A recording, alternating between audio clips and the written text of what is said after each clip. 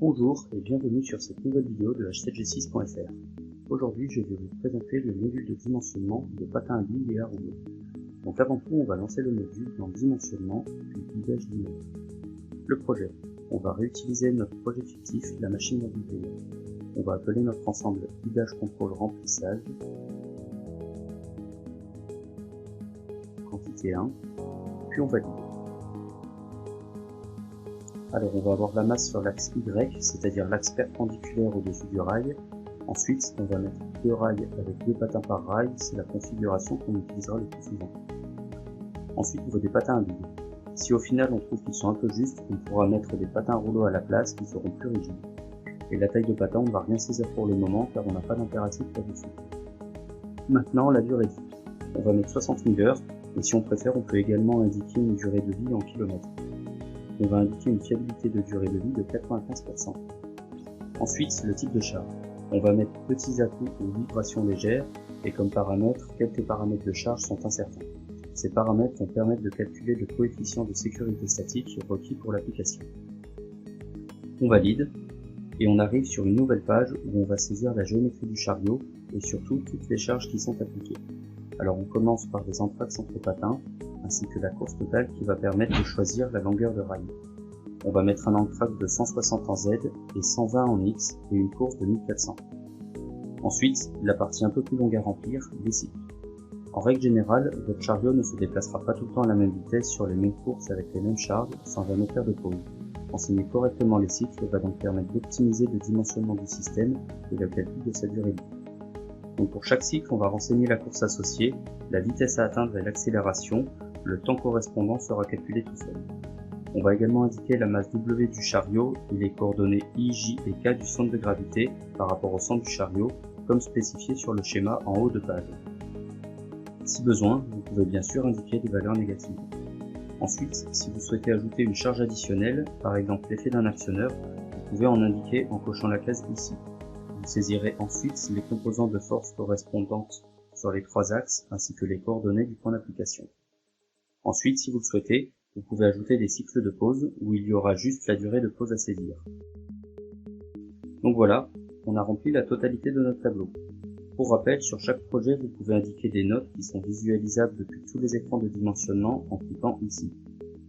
C'est très pratique pour noter ce genre d'infos que vous pouvez retrouver dans plusieurs modules. Typiquement ici, vous pourriez avoir un peu les mêmes cycles sur un système d'entraînement associé, le 10 à 10 par exemple.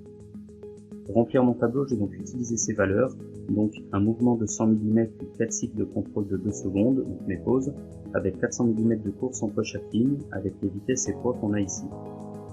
Voilà, on valide la page, et on arrive sur un nouvel écran où on va saisir les infos relatives à l'intégration mécanique. On va spécifier si on a une longueur, une largeur ou une hauteur maxi pour chaque patin.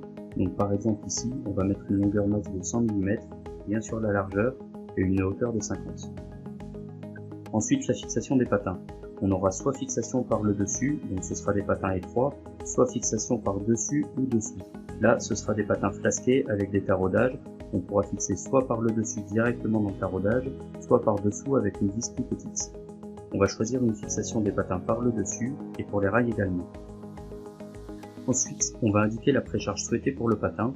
On veut une précharge moyenne. Pour la classe de précision, on va mettre une précision normale pour les patins et haute pour les rails.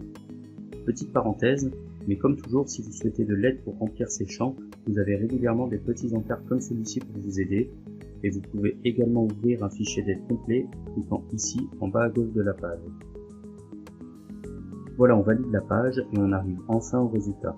Donc d'après notre saisie, l'algorithme du site nous propose 4 possibilités. Si on passe la souris sur les références, on va voir un certain nombre d'infos, toutes les dimensions, etc. Si on regarde un peu plus dans le détail, on voit qu'on a 2 rails en taille 20, un en taille 25 et un en taille 30. Par contre, niveau durée de vie, on a celui-là qui est très proche de notre demande de 60 000 heures contrairement aux autres, donc on ne le retiendra pas. Pour faire notre choix, on va regarder les dimensions des patins pour garder une solution compacte. Donc en cliquant ici, on va voir les données affichables. On va également demander les efforts de déplacement, donc les efforts correspondant notamment à la précharge et la friction des joints. Voilà, on voit que ces efforts sont relativement faibles et proches, donc on va vraiment faire notre choix sur les dimensions. Alors je vais cliquer sur la colonne pour les trier du plus petit au plus grand. Le plus petit, je ne le prends pas car c'est celui qui avait la faible durée de vie. Je vais présélectionner les deux suivants et je testerai plus tard leur intégration en 3D. Si techniquement les deux correspondent, je ferai mon choix final sur le plus judicieux en termes d'économie.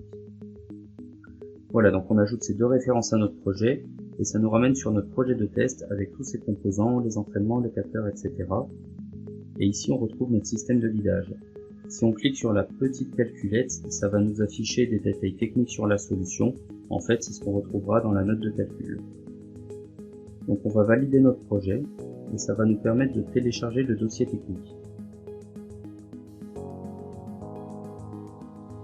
Donc on a ici la liste d'achat chez notre fournisseur fictif World Company.